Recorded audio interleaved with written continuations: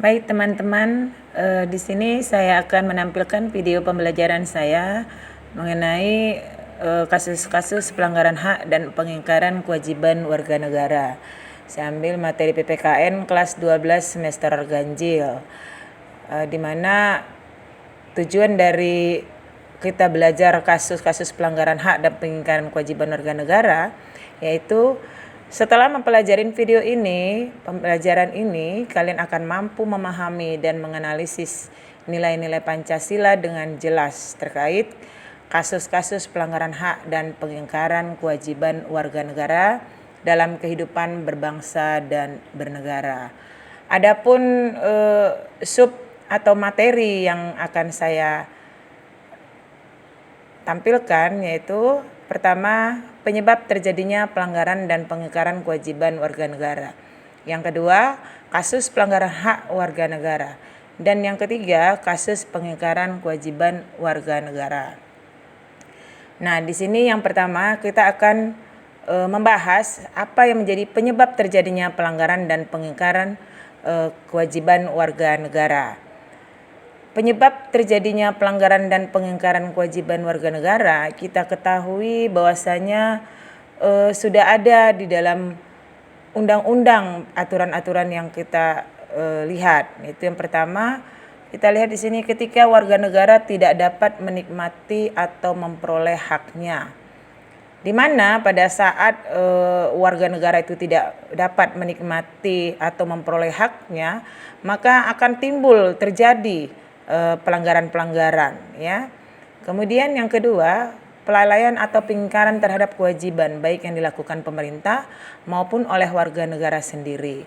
Karena kita lihat bagaimana pengingkaran dari kewajiban kita atau pemerintah jika disalahgunakan maka akan timbul pelanggaran-pelanggaran tersebut.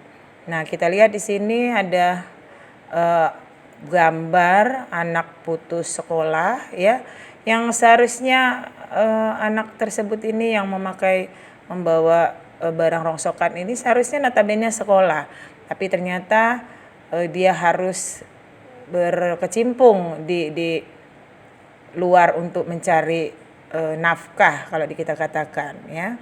Nah, jadi penyebabnya ini apa yang menjadi faktor penyebab anak-anak kita ini yang seharusnya notabene sekolah sehingga tidak dapat sekolah. Nah, faktor penyebabnya kita lihat dari faktor internal yaitu adanya sikap egois atau terlalu mementingkan diri sendiri. Di mana sikap egois ini yang selalu ada di dalam diri kita dapat merusak atau dapat menjadi faktor penyebab terjadinya pelanggaran. Yang kedua, rendahnya kesadaran berbangsa dan bernegara. Nanti kita lihat bagaimana rendahnya kesadaran berbangsa ya dan bernegara.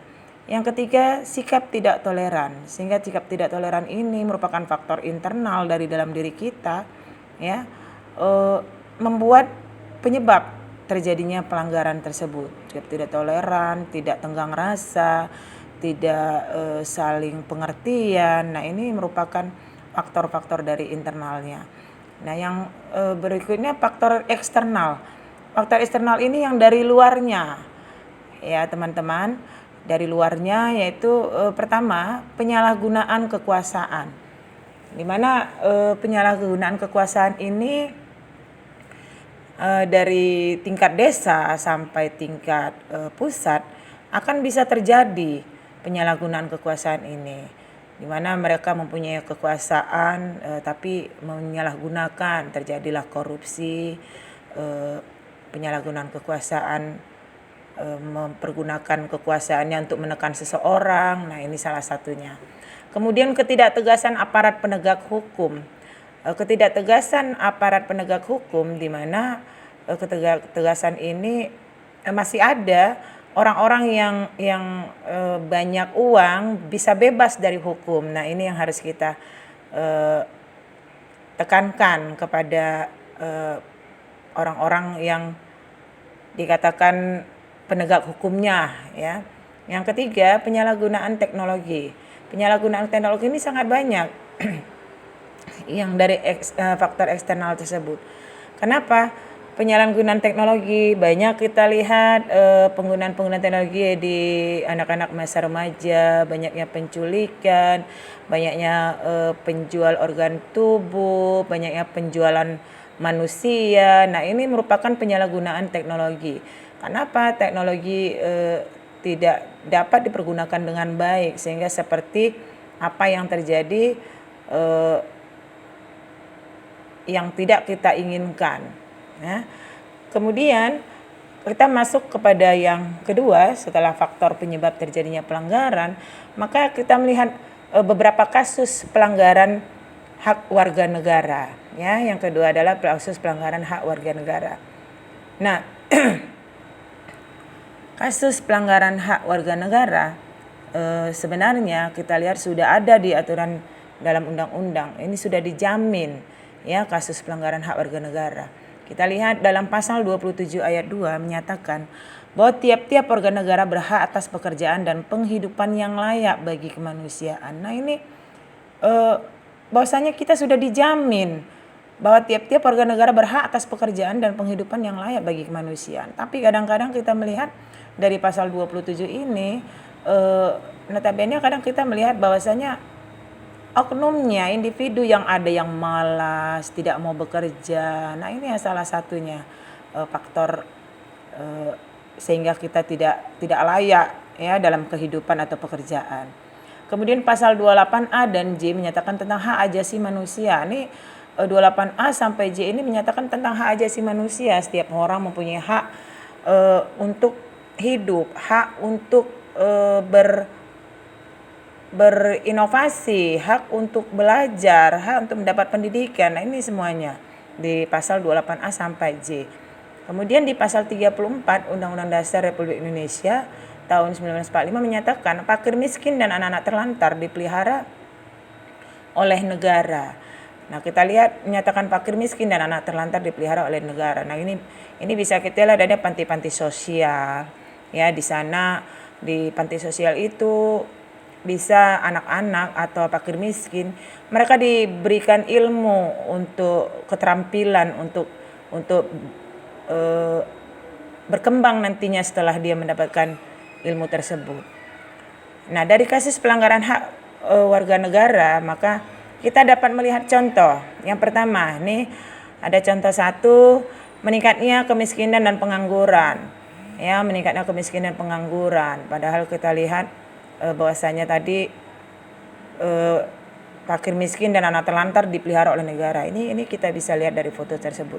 Kemudian ini penegakan hukum yang kurang maksimal.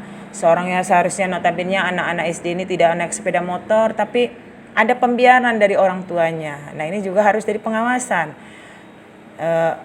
Jadi jangan sampai akhirnya celaka. Dia tidak punya SIM, tidak pakai helm, dan masih anak di bawah umur. Contoh kedua, adanya peningkatnya kasus pelanggaran HAM. Nah, ini kalau kita lihat contohnya di sini ada tuntaskan tragedi Trisakti, ya, 12 Mei 98. Nah, ini pelanggaran HAM masih banyak lagi.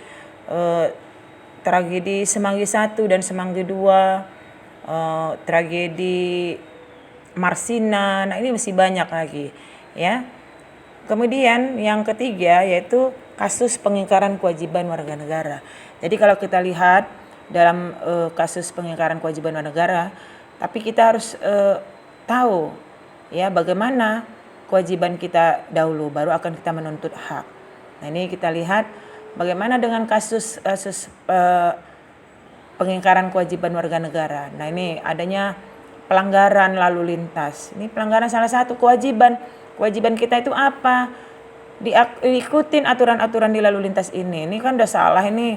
Mereka jalan yang bukan tempatnya kalau dikatakan. Ini kan sudah melanggar kewajiban mereka untuk harus aman di jalan lalu lintas. Nah, juga ini pertama kita lihat lagi pelanggaran peraturan di sekolah. Peraturan di sekolah itu akan merupakan kewajiban untuk dilaksanakan. Kenapa? Ini kita lihat anak sekolah di dalam kelas ribut dan seperti berkelahi. Ini juga salah satu pelanggaran kewajiban di dalam sekolah seorang siswa. Nah, kita lihat di sini salah satu juga pelanggaran kewajiban itu ya tidak membayar pajak. Sini ada slogan sering kita lihat di jalan, di tempat wisata kan gitu. Ada nanti tempat-tempat gedung-gedung tinggi. Nah ini ada membayar pajak adalah bukti cinta tanah air. Ini adalah merupakan slogan, ya slogan. Nah coba kita lihat bagaimana dengan pembayaran pajak. Apakah kita sudah membayar pajak? Nah kita lihat nih, ada pajak reklame. Reklame ini juga merupakan pajak masukan untuk pemerintah ya. Jadi bayarlah pajak reklame Anda. Nah seperti itu ya. Kemudian pajak bumi dan bangunan. Lunasi pajak bumi, lunasin pajaknya, awasi bangunannya. Nah seperti ini ya. Dari gambar ini kita bisa melihat bagaimana pemerintah harus dapat mengatasi dan sebagai masyarakat bisa mengetahui apa yang menjadi kewajiban dan apa yang menjadi haknya. Saya rasa itu aja, kita dapat mengambil kesimpulan. Secara garis besar, hak merupakan semua hal yang harus diperoleh atau didapatkan. Hak baru bisa diperoleh apabila sudah dilakukan. Sedangkan kewajiban merupakan segala sesuatu yang harus dilaksanakan dengan penuh tanggung jawab. Hak seorang dibatasi oleh hak orang lain sehingga seseorang tidak bisa semena-mena dalam menggunakan haknya. Demikian video pembelajaran saya, semoga bermanfaat untuk teman-teman semua. Terima kasih.